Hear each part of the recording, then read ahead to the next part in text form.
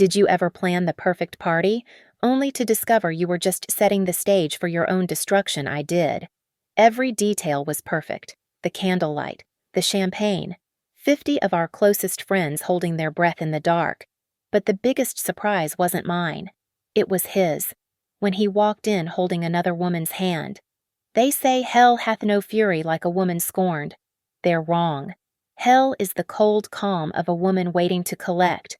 My name is Eliza Vance, and I am a senior risk analyst at Aegis Analytics. I am 38 years old. I live in Denver, Colorado, and I am paid a great deal of money to see patterns in chaos. My entire life is built on anticipating the worst, on quantifying disaster. I model hurricanes, market crashes, and corporate fraud.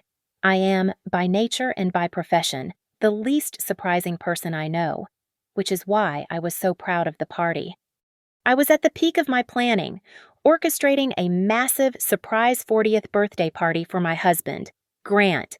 The penthouse was booked, the deposit was paid to the catering company, and the 50-guest-strong invite list was finalized. I was cross-referencing champagne prices and hiding credit card bills, feeling a giddy domestic thrill I rarely allowed myself. My own tablet was charging in the bedroom when I needed to check the 10-day weather forecast for the party. Grant's was on the coffee table. I picked it up, unlocked it with our anniversary, our shared simple passcode, and opened the weather app. A perfect, clear, cool Saturday. And just as I was about to set it down, a notification banner lit up the top of the screen. An email. From Sophie. Cannot wait for our real birthday on Friday. Gee. I booked the place in Breckenridge. It will be so much more intimate. I felt the blood drain from my face, a cold, chemical rush. My heart did not stop. It did a hard, painful slam against my ribs, a single, violent impact. The party I was planning was for Saturday, his birthday.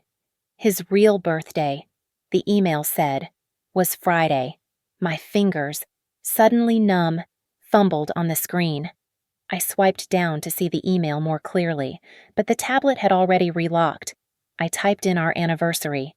PIN incorrect. A cold sweat broke out on my neck. I typed it again, slowly. 1207. Our anniversary. PIN incorrect. He had changed it. My analyst's mind kicked in, pushing past the rising nausea. Calculate. Do not feel. New password. When why I tried his birthday. No. My birthday. No. I thought of the email. Sophie. My fingers flew to my own phone. A quick social media search. Sophie Larson, Denver, interior design, a public profile. Her birthday was listed. June 4th, 0604.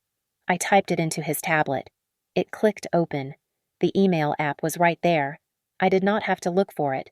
He had left it open. A whole thread. A whole life. This was not a tawdry, one-night affair. This was a parallel existence. He had told Sophie, this young, aspirational interior designer, that we had been separated for 6 months. He had told her I was difficult and that he was just waiting for the right time to finalize the divorce. He had promised her a new life, a new business together. It was all there. The lies, the restaurant reservations, the plans for their future. Then, I saw the twist. It was the thing I am paid to find. The variable no one else sees until it is too late. An email from Grant, sent 2 days ago to an address I did not recognize, a lawyer I had never heard of. The subject line was, Protecting New Assets. He was asking for the best way to shield new acquisitions from being included in a divorce settlement. Specifically, he was asking about an investment account, an account I did not even know existed. My hand was shaking. I closed the tablet. I placed it back on the coffee table, at the exact angle I had found it. I walked to the kitchen, my movements stiff, robotic. I opened the refrigerator, took out the pitcher of water, and poured a glass. My hand spasmed, sending cold water splashing over my knuckles and onto the pristine white quartz. I looked at the spill, a spreading, irregular Rorschach test. The cold, Logical analyst in me was at war with the storm tearing my insides apart. I was supposed to see this. I was supposed to be the one who saw everything. My eyes drifted to the counter, to the notepad where I had scribbled my last thought before picking up his tablet. It was a list. Grant's surprise party guests. I stood there, watching the water pool on the stone, and I made a decision, a new calculation. The risk had been identified. The variable had been defined. The party was still on. I did not sleep. Instead, I sat at the glass dining table, the city lights of Denver sprawling below our penthouse like a carpet of shattered diamonds, and I began my audit. I spent the entire night reviewing our 12-year marriage, not as a wife, but as the risk analyst I am. My mind, finally clear of the fog of affection, began to collate the data points I had dismissed as statistical noise. The patterns emerged with horrifying clarity. There were the business trips, sudden, urgent trips to cities like Austin, Portland, Miami, cities where his marketing firm had no offices, no major clients. I had questioned it once, maybe 6 months ago. He had laughed, a smooth, easy sound, and said he was scouting new markets, calling me his worried, over-analyzing workaholic. I had let it go, feeling a small pang of guilt for doubting him. Then there was the privacy. About a year ago, Grant, who used to leave his phone on the kitchen counter for hours, suddenly became a fortress of digital security. New passwords on his laptop, his phone always screened down or in his pocket. Sensitive client information. Liz, he had said, his tone gently chiding. You, of all people, should understand liability. He used my own profession against me, and I respected it. The money. I pulled up our joint bank statements on my own laptop.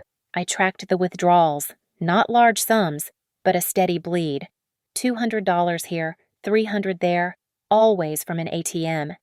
His explanation was always ready. Client lunches, Liz, these guys don't want to talk deals over salads. They want the expensive steak. It had seemed plausible. Now, I saw it as a consistent bi-weekly stipend for a life I was not included in. The realization that cut the deepest was the penthouse. When I received my last promotion, the one that made me a senior VP at Aegis, the bonus was substantial. Grant had insisted we use it to move into this place, but he was equally insistent that the lease, the utilities, everything, should be solely in my name. For tax reasons, baby, he had argued, kissing my temple. Your income bracket is cleaner for this kind of corporate lease. It just makes sense. I see it now. It was never about taxes. It was about ensuring his name was on nothing, that he had no assets tied to this life, making his exit clean and unencumbered. I remembered the arguments, the ones he started. He would accuse me of being married to my job, of prioritizing a risk assessment report over him. He made me feel guilty for the long hours, for the exhausted evenings when I just wanted to sit in silence. I had felt that guilt. I had tried to compensate, to carve out more time for him, to plan this elaborate party. I saw it now. He was not complaining about my absence. He was relying on it. He used my dedication as his alibi, using the time I was buried in data to build his new world. He had manufactured my guilt to keep me too busy apologizing to be suspicious. And the final piece, 8 months ago, he forgot to make his contribution to our joint retirement fund. When I flagged it, he was breezy. Oh, right. I am moving some assets around. Found this incredible new venture capital fund. High risk, high reward. You would love the projections. I had let it go, trusting his financial savvy. My fingers flew across my keyboard, navigating the shared cloud server we used for family documents taxes, warranties, old vacation photos. I searched for venture. Nothing. I searched for investment. Nothing. Then I just looked. Tucked deep in a mislabeled folder titled Old Tax Scans was a file. It was not a PDF or a spreadsheet. It was a full presentation deck. The file name was VL Design Phase 1. I clicked. My blood ran cold. The title slide read Vance Larson Design. Larson, Sophie's last name. It was a complete 40-page business plan, a boutique firm specializing in high-end minimalist interiors for the new tech money flooding into Denver. It was detailed, sophisticated, and thorough.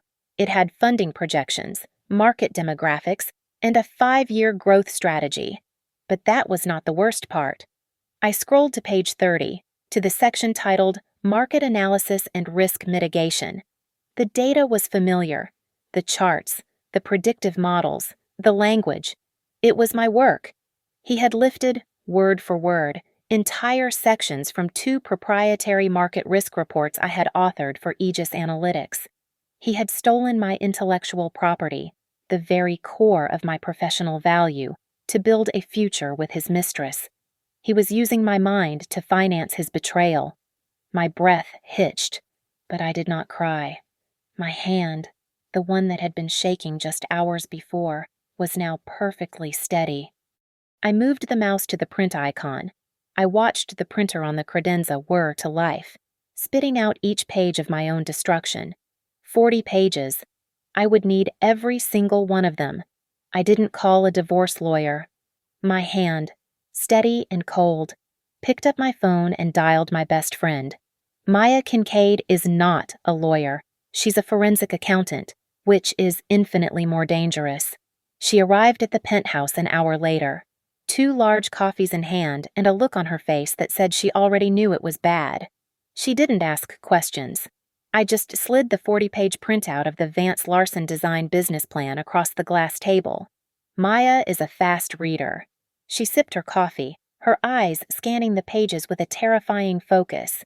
She didn't stop at the affair. She barely even registered it. She went straight to the numbers. She spent 10 minutes cross-referencing the market projections on her own phone. When she finally looked up, her expression was arctic. "He's not just cheating on you, Eliza," she said, her voice quiet. "He's committing corporate fraud. He is actively stealing your intellectual property from Aegis. This data, this is your last 2 quarterly reports." I nodded, feeling a strange, hollow validation. "I want him to have nothing," I said. The words tasted like metal. "But I don't want to just file for divorce. I want to do it in front of everyone, the birthday party. On Saturday." Maya was silent for a long moment, just staring at me. Then, a slow, sharp, calculating smile spread across her face. It was the smile that made hedge fund managers cry. "All right, I like a deadline." She leaned forward. "But if we're doing this, we're doing it my way. We need to cut off every single escape route before the fireworks start. We have to salt the earth so nothing can ever grow back for him. This is a controlled demolition. Eliza." We mapped out a war. For the next 2 hours, the penthouse was a command center. Maya would begin tracking the money, building a financial map of his betrayal. I would gather more concrete evidence of the intellectual property theft, packaging it for my own legal team at Aegis. First, the secret account. I didn't need a password. I just needed to know the man I had lived with for 12 years. I went to the bank's login page. Forgot password. The security questions popped up. What was the name of your first pet Sarge? A 3-legged mutt he had as a kid. What high school did you attend? Northwood High. What is your mother's maiden name? Miller. I was in within 60 seconds. The account wasn't just his. That incredible new venture capital fund he had been diverting retirement money into was a joint checking account. The names on the account, Grant Vance and Sophie Larson. I watched as Maya's fingers flew across her own laptop, pulling public records, credit reports. He didn't just add her to an account. Eliza, Maya muttered, her eyes narrowing. He's been building her credit, running his income through her name. Then, Maya stopped. She went pale, which for Maya meant she was furious. What I asked. "This is worse," she said, turning her screen toward me. "He took out a small business loan 3 months ago, for $50,000. I frowned. "We don't have a small business." "No," she said, pointing to a scanned document. "But he used this as collateral." She zoomed in on the document. It was a stock portfolio, the one my grandmother had left me, the one that was supposed to be untouchable, held in my name, a safety net I had told him about in confidence, and at the bottom of the loan application, a signature, Eliza Vance. It was not my signature. He had forged my name, leveraging my inheritance, my one piece of personal, familial security, to fund the startup he was building with his mistress. A coldness settled over me, so profound it was almost peaceful. This wasn't a panicked affair. This wasn't a midlife crisis. This was a long con, a systematic, calculated plan to drain me of my assets, my intellect, and my future, one forged signature at a time. He wasn't just leaving me, he was gutting me. "Maya," I said, my voice perfectly level. "Destroy him!" Maya closed her laptop. "Do not do a single thing. Do not confront him. Do not ask a single question. You go to work. You plan the menu. You are the perfect, loving, oblivious wife, stressed out about his big party. Be the woman he thinks you are." She stood up and walked to the door. "What are you doing?" I asked. "I'm going to the bank," she said. "We have work to do. And Eliza, we will freeze that $50,000 joint account, and every other account we find, on Friday at 4 p.m. sharp. Be the perfect wife." The next few days were a masterclass in performance. I became the perfect, devoted wife, visibly drowning in the minutiae of planning his grand 40th birthday party. I left swatches for napkins on the counter, tasted catering samples until my tongue was numb, and made frantic, whispered calls to the bakery about the cake, all within his earshot. I was the very picture of a loving, overwhelmed spouse. On Tuesday evening, I caught him as he was loosening his tie, the scent of a perfume that wasn't mine clinging faintly to his suit. "Grant, honey," I said, holding up 2 menus. "I am torn. Do we go with the seared scallops or the beef tenderloin? The beef is more classic, but the scallops feel more celebratory." He barely glanced at them. "Whatever you think. Liz, you are the expert at this stuff." He leaned in and kissed my forehead, a dry, dismissive gesture that used to make me feel cherished and now made my skin crawl. "Just the closest friends. Okay, you know I hate a huge fuss." "Only the closest," I promised, my smile feeling like a mask cracking. "Just 50 or so." The next morning, I sent the final confirmation email to all 50 guests. I paid special attention to the names at the bottom of the list, Mr. and Mrs. Harrison, the 2 venture capitalists Grant had been trying to woo for Vance Larson Design. I made sure their confirmation included a personal note about how excited Grant was to celebrate with them. Then, I executed the most difficult part of the plan. I went to a coffee shop in the Lodo district, a sleek, modern place I knew Sophie frequented. I had seen the credit card charges. I sat by the window for 45 minutes, nursing a black coffee, my heart a cold stone in my chest. At 12:30, she walked in. She was exactly what I expected. Young, bright-eyed, wearing an expensive-looking minimalist blazer, and radiating an effortless confidence I now understood was funded by my grandmother's stock portfolio. I waited until she had her latte and then accidentally bumped into her as I was leaving. "Oh, I am so sorry," I said, feigning clumsiness. I looked up, and my eyes widened in mock recognition. Sophie Larson. She looked confused, pulling back slightly. "Yes, do I know you?" I put on my most welcoming, corporate wife smile. "I am so sorry I am Eliza Vance. I think you work with my husband, Grant." Her entire body tensed. The color drained from her face as she tried to process my name. "Vance," she repeated, her voice a small whisper. "His wife." "Yes," I laughed, a light, airy sound I had practiced in the car. "I know, he is so terrible at introductions. He gets so wrapped up in the work. You must be the designer he's been." "Well, I guess he said you are. Working on a project with..." Sophie was a deer in the headlights. "A project. Yes, we are. We're working on a new project. That is just wonderful, I beamed, projecting pure, oblivious warmth. He has been talking about this project nonstop. Honestly, the timing is perfect. I am actually planning a massive surprise 40th birthday party for him this Saturday. It is going to be huge. It would be just fantastic if his new business partner was there. You simply must come. Can you make it? She was physically pale now, her knuckles white on her coffee cup. She stammered something about checking her schedule, about not being sure. Oh, nonsense, I said, reaching into my purse. I pulled out a thick, cream-colored invitation card, the one I had printed just for this moment. Here, this has all the details, and the address to our penthouse. I leaned in, lowering my voice to a conspiratorial whisper. Please, please keep it a secret. He has absolutely no idea. He thinks we are just having a quiet dinner at home. It is going to be the biggest surprise. I pressed the card into her trembling hand. I had just handed her a live grenade. I knew, as an analyst, that this single data point would throw her entire system into chaos. She would confront him.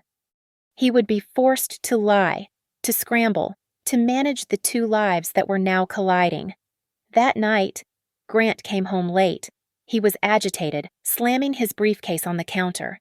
He poured a whiskey, drank half of it in one gulp, and started pacing. You will not believe the day I had, he huffed. I looked up from my laptop, where I was pretending to finalize the seating chart. What is wrong, honey? It is this new associate, he said, waving his glass around. Sophie, she is brilliant, but God, is she emotional. We had this crazy misunderstanding today. I think she somehow got the idea that I was cheating on you. With her. Can you imagine? It is ludicrous. He was watching me, a desperate, assessing look in his eyes. I closed the laptop and walked over to him, placing my hands on his chest, feeling the frantic beat of his heart. I ran my fingers through his hair. Oh, darling, that is awful, I said, my voice dripping with sympathy. Some people just look for drama. Do not you worry about it. She is probably just stressed about the new project. It will all blow over. I kissed him. Now, go take a shower. You stink of, well, stress. He sagged in relief, his entire body relaxing under my touch. You are right. You are always so right. Liz, God, what would I do without you? I have no idea, I said, smiling sweetly as he walked to the bedroom. No idea at all. Friday, Grant's actual 40th birthday, the day he had planned his romantic escape to Breckenridge. He came out of the bedroom, whistling, dressed in casual, expensive jeans and zipping up a small leather duffel, the overnight bag. My stomach didn't lurch. I felt nothing at all. I met him by the door, my face perfectly arranged in a mask of loving, stressed-out devotion. Happy birthday, my love, I said, stretching up to kiss his cheek. The scent of his cologne, the one I'd bought him for Christmas, was suddenly repulsive. I feel just awful. This Aegis board meeting is an all-day nightmare. I am going to be so late tonight. We will just have to celebrate properly tomorrow at the party. Okay. He barely registered the kiss, his eyes already on the elevator call button. Perfect. That is perfect. Liz, do not work too hard. He patted my arm. We would not want you too tired for your big night. He thought he meant the party. I knew he meant the lies. The second the elevator doors slid shut, the performance ended. I turned back into the apartment, grabbed my blazer and my purse. Maya was already waiting in the lobby, her expression set, holding a briefcase. We did not speak. We did not need to. It was 9:15 in the morning. Our operation was in motion. Our first stop was the bank. Not our bank, but the private bank that managed my inheritance. The one that had approved the $50,000 loan against my grandmother's portfolio. Maya, using her credentials, had secured an emergency audit meeting with the branch vice president. We were shown into a glass-walled office. Maya was magnificent. She was not a betrayed friend. She was a scalpel. She laid out the documents, the loan application, a high-resolution scan of the forged signature, and a half-dozen certified samples of my actual signature from my passport, my driver's license, and my employment contract. "As you can see, Mr. Davies," Maya said, her voice crisp.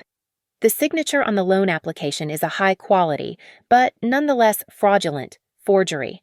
We have compelling evidence this was executed by the client's spouse, Grant Vance. We are here, as a courtesy, to allow the bank to get ahead of this before we file a formal criminal complaint and notify regulators."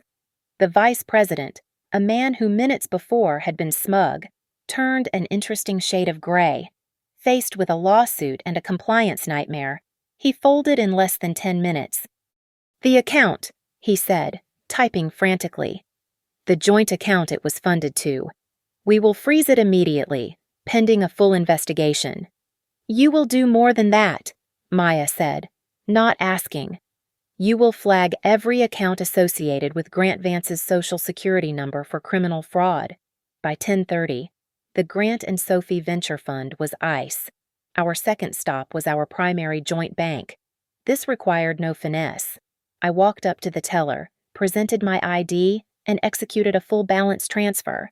I drained our shared checking and our joint savings, moving every dollar into the new escrow account Maya had established in my name only. I left exactly $100 behind, enough for the account to remain technically open, but not enough to cover his valet parking at the hotel in Breckenridge. By 11 in the morning, we were back in the penthouse, coffee cups steaming on the glass table. Maya picked up her phone. "It is time to call your office." She conferenced in the head of Aegis Legal and the chief compliance officer. I sat in silence while Maya, in the most dispassionate voice I had ever heard, laid it all out. "This is Maya Kincaid, Forensic Accounting. I am here with Eliza Vance, and we have identified a significant external data breach and intellectual property theft." For 20 minutes, Maya walked them through the Vance-Larson design business plan, showing them the exact line-by-line lifts from my proprietary reports.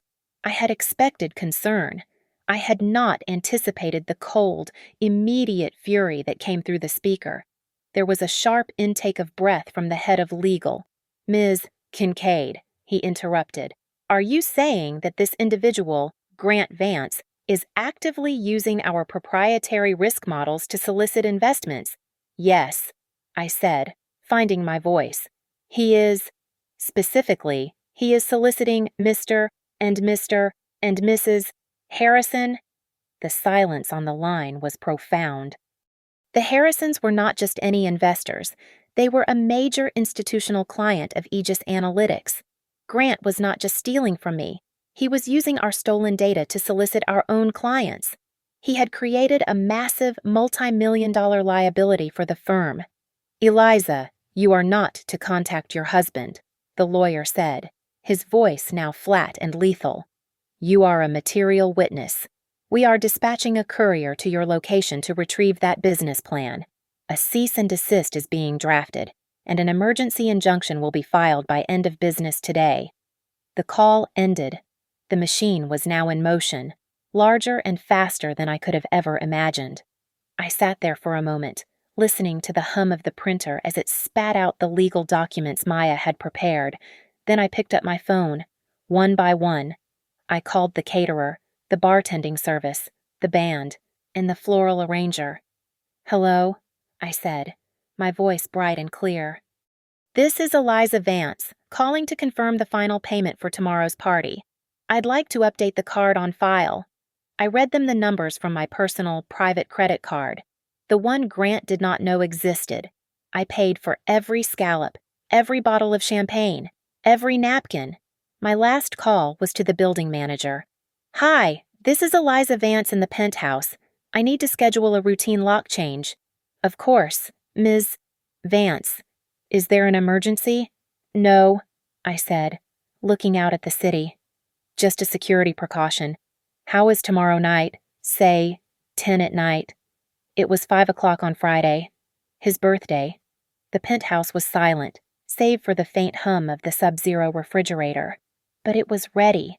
Garlands of silver and black balloons brushed the ceiling.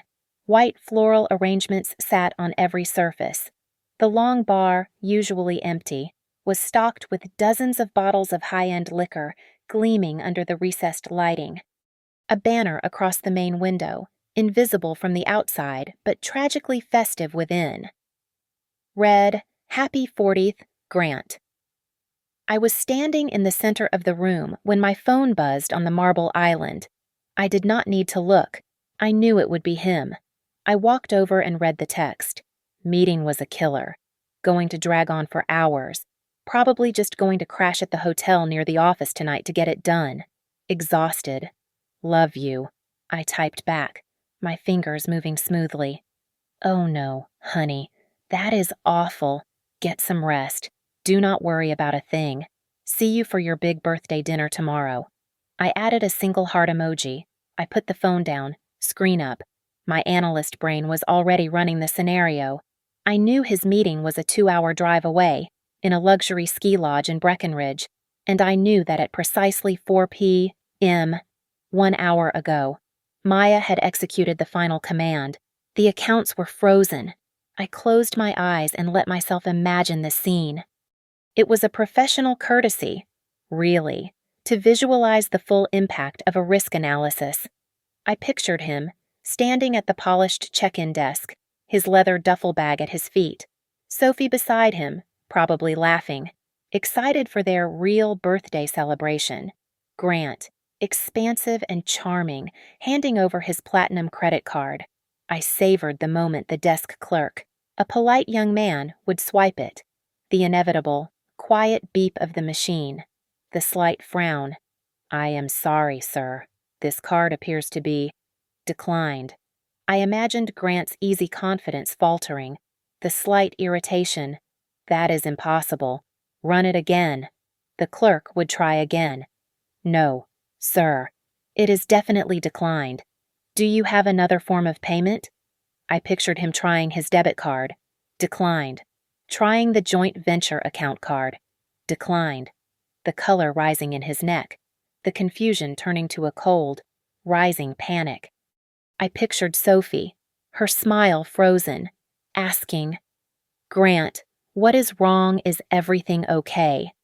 And I pictured him, the master manipulator, the man who had lied for over a year with no script for this moment, his romantic getaway collapsing into a humiliating, public failure with no money to even pay for the gas to drive back down the mountain.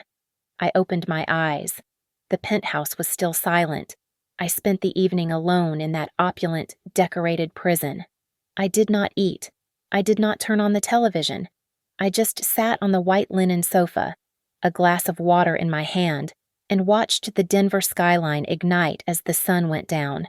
I was a ghost at my own husband's party, 24 hours early. At some point, I opened my laptop and clicked through the short PowerPoint presentation I had prepared. Just 5 slides. Data, financial charts, scanned documents. It was clean, concise, and irrefutable. It was the best work I had ever done. Just as I was closing the laptop, a new email notification chimed. It was not from Maya. It was not from Aegis Legal. The sender name was Sophie Larson. My heart, which I had assumed was dormant, gave a single hard jolt. The subject line was just Eliza. I opened it. Eliza, I do not know what to say. I think we need to talk. Grant lied to both of us. After I met you, I confronted him. He told me you were separated. He said the divorce was almost final, but that you were a controlling, work-obsessed wife who was trying to extort him for everything he had. He said you were unstable.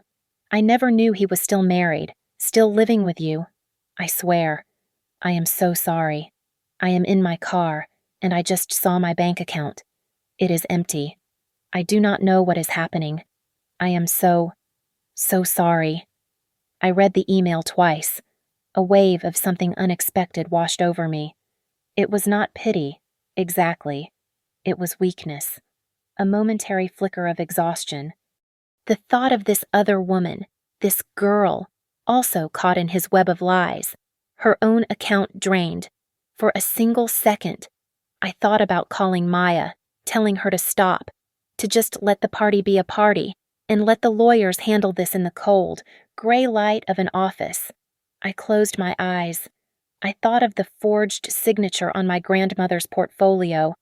I thought of my stolen work, the foundation of his new life with this very woman. The weakness passed. I put my fingers back on the keyboard. My reply was short.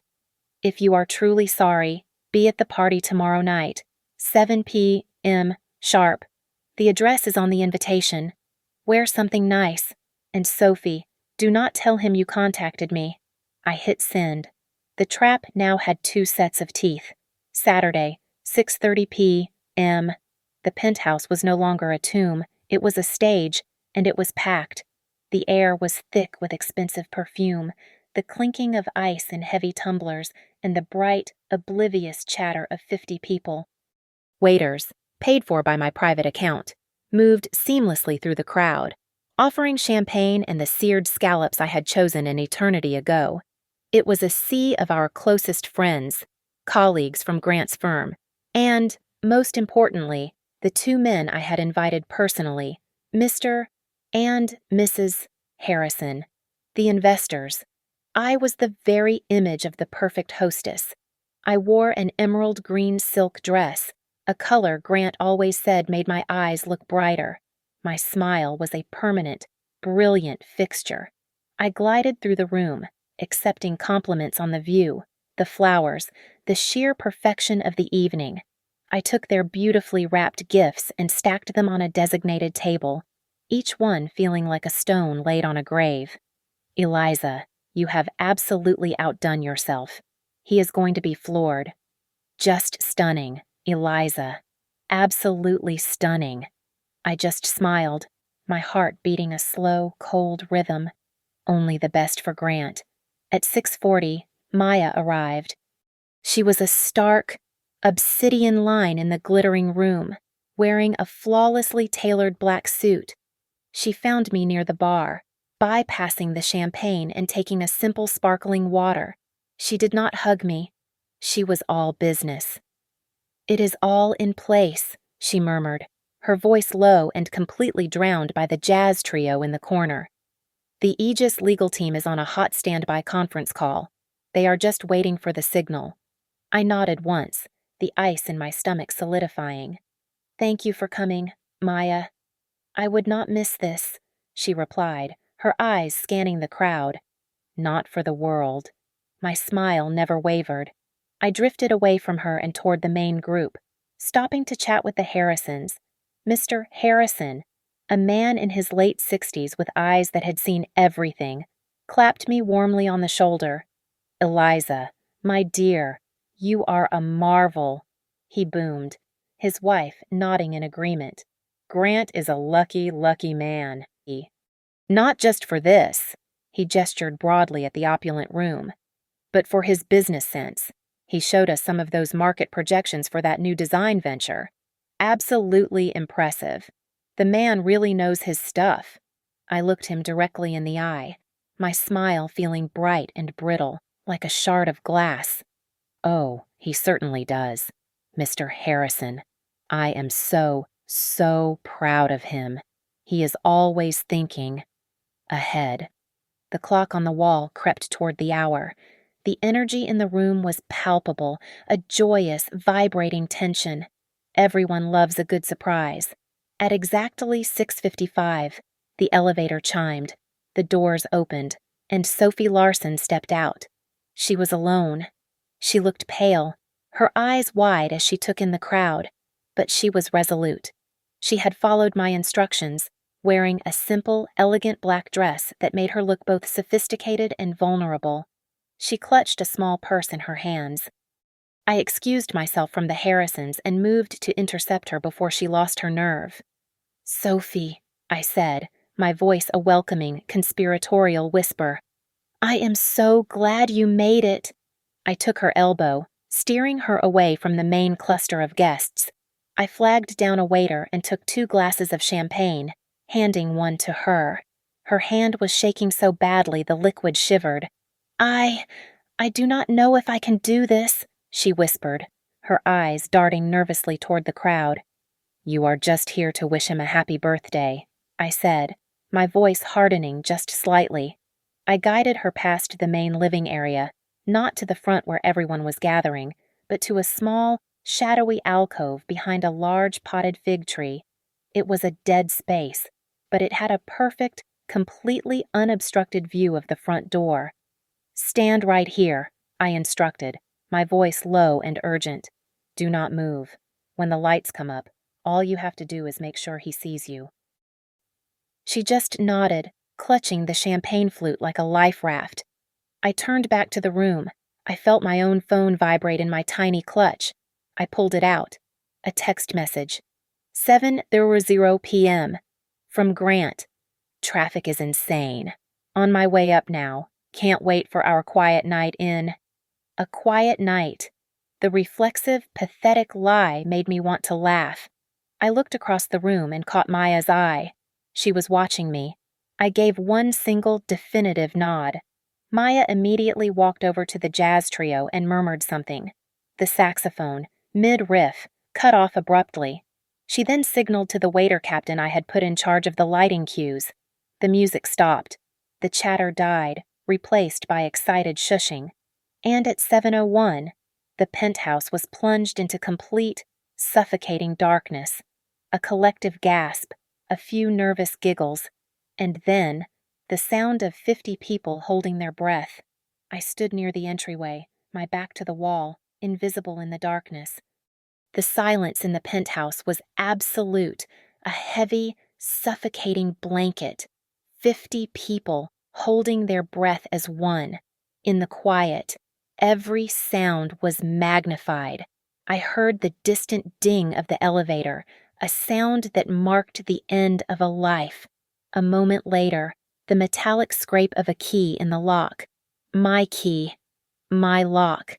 The heavy door swung open, slicing a bright rectangle of light from the hallway into the dark room. A silhouette entered. Grant. He was looking down at his phone, thumbing a message, the blue light of the screen illuminating his face. "Liz," he called out, his voice casual. He fumbled for the light switch. "You home. What is with the lights?" He found the switch. Surprise.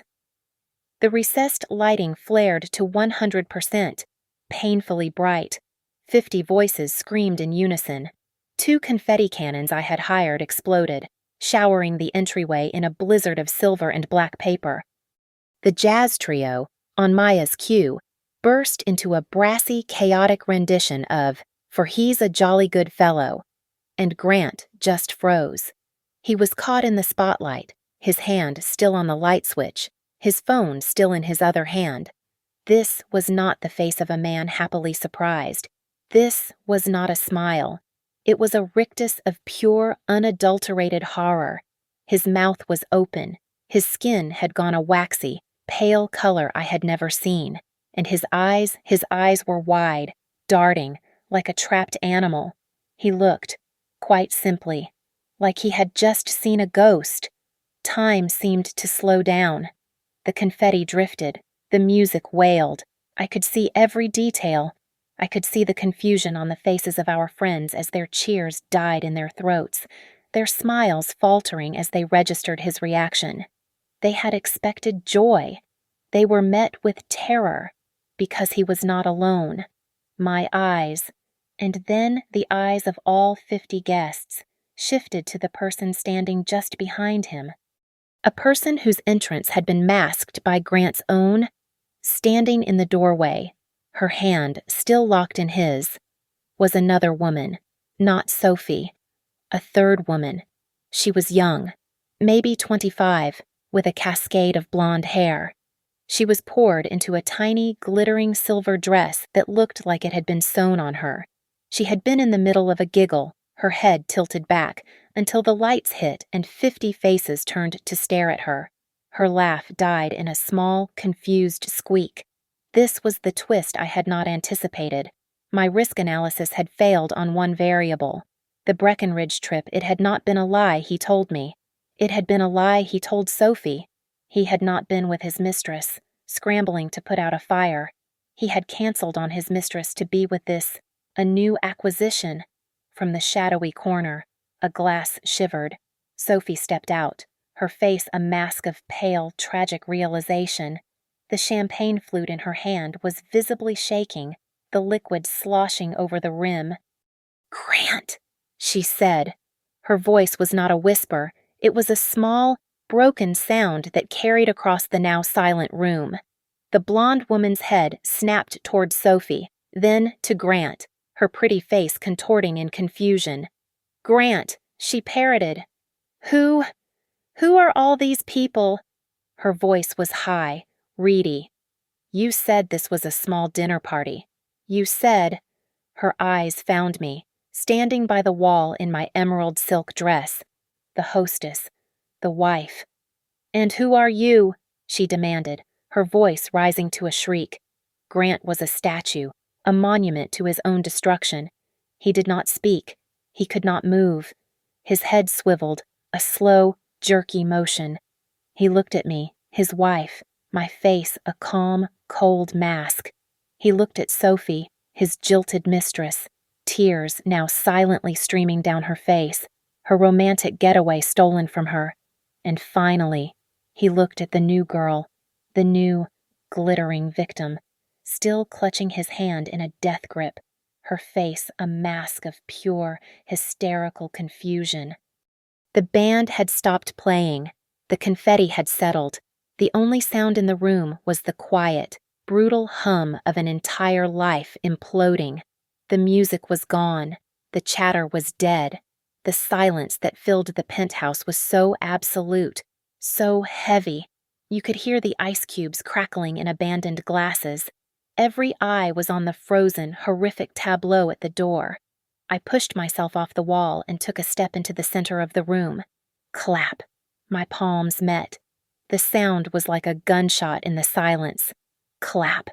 I walked slowly toward my husband, my heels clicking on the hardwood. Clap.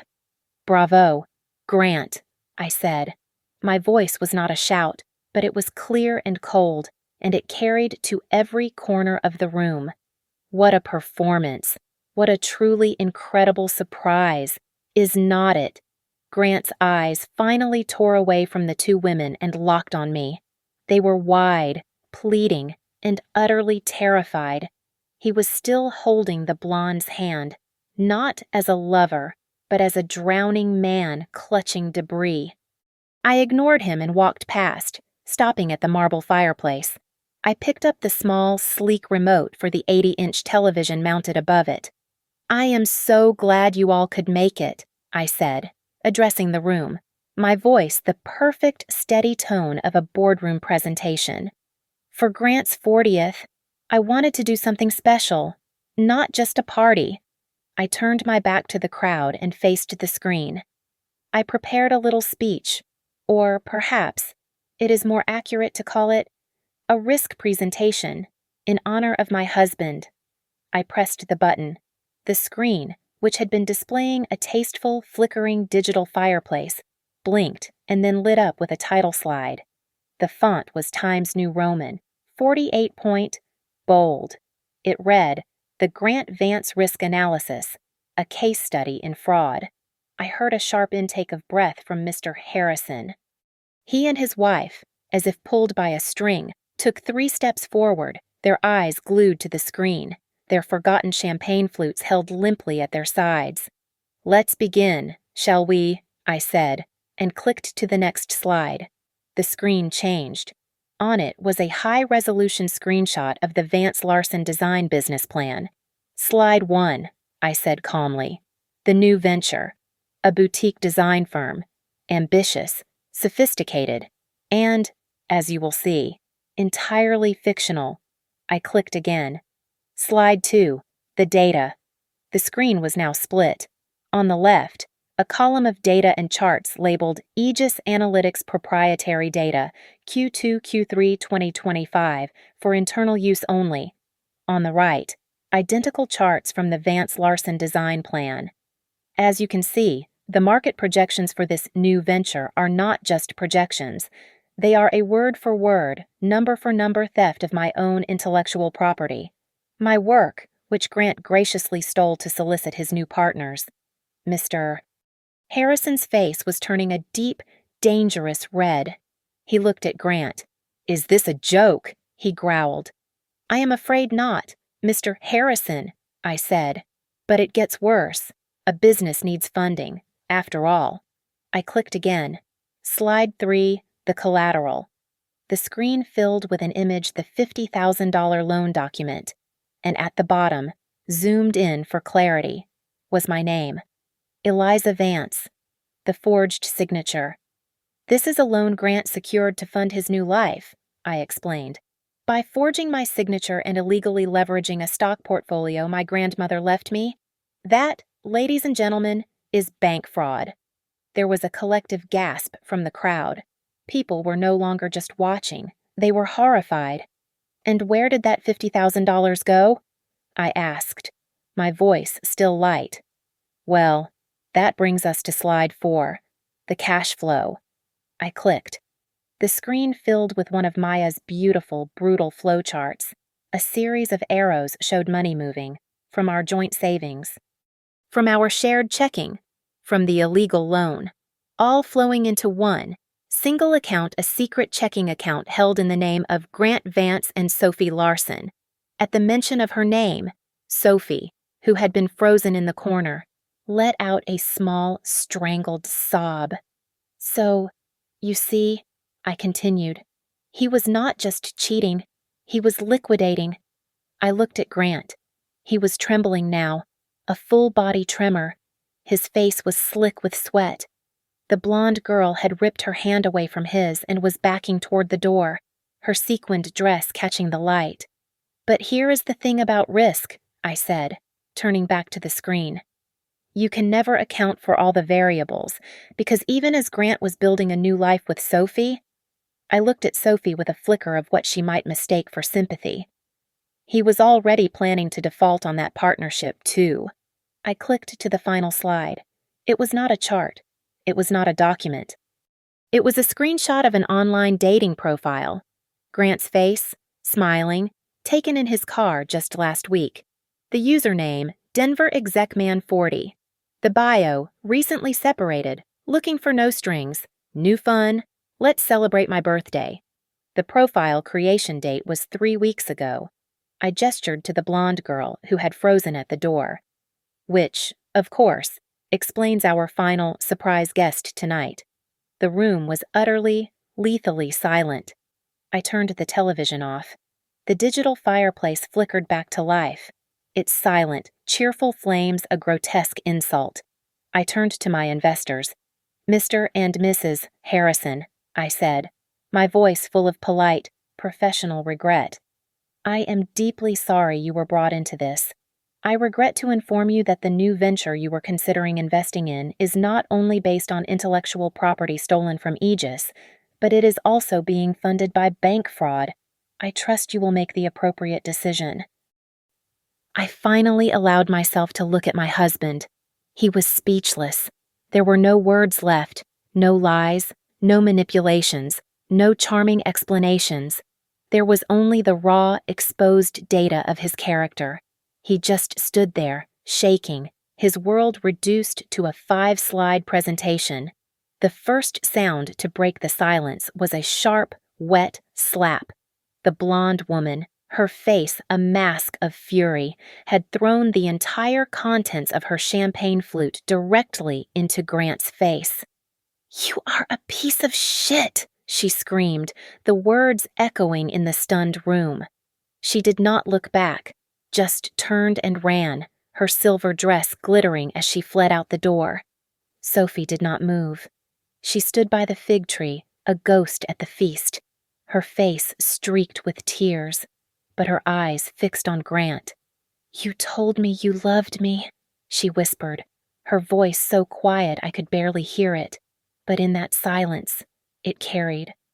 She carefully placed her untouched glass on a nearby table, and with a dignity I almost admired, she walked out of the penthouse, her head held high. She did not run. The room began to empty. It was not a panicked rush. It was a quiet, mass exodus. Our closest friends suddenly could not look at us. They filed out, muttering excuses, their eyes averted, as if fraud and betrayal were contagious. Mr. Harrison was the last to leave. He stopped in front of Grant, who was still wiping champagne and spittle from his face. "Son," Harrison said, his voice a low growl, "you will be hearing from my lawyers." He then nodded curtly to me, a look of cold, professional respect, and left. In less than 5 minutes, the room was empty. Just the two of us, left standing in the wreckage of a life, surrounded by festive balloons, confetti-dusted appetizers, and the deafening silence. Grant's face, which had been pale with shock, slowly contorted into a dark, crimson mask of pure rage. He finally looked at me, really looked at me, and his voice was a low, venomous hiss. "Eliza, you can't." "I can." I cut him off, my voice even. "Maya," I called out, my voice not rising. "Call them." Maya, who had been standing silently by the bar, nodded once. She pulled out her phone. "The cease and desist from Aegis is being served to Mr. Harrison as we speak. And yes, I'm calling the Denver police right now to discuss bank fraud. They are already on their way." Grant's body tensed. He took a step toward me. "You bitch," he roared, his voice cracking. "You ruin everything, you have ruined me." He lunged, his hand grabbing for my arm. "No, Grant," I said, taking a single calm step back, just out of his reach. "You ruined yourself. I just presented the data."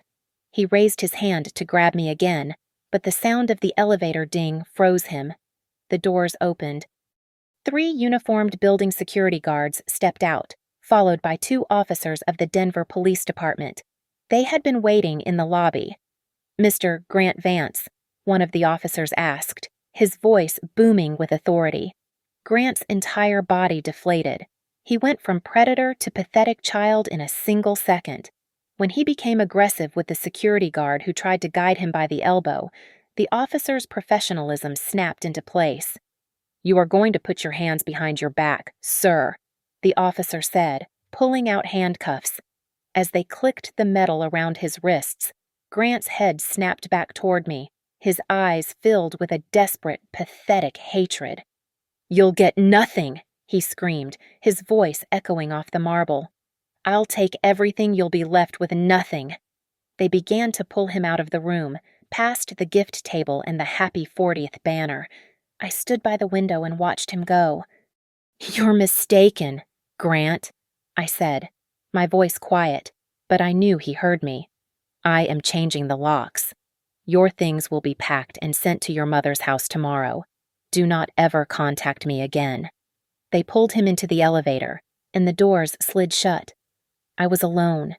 I stood in the magnificent penthouse, surrounded by the ruins of my perfect party.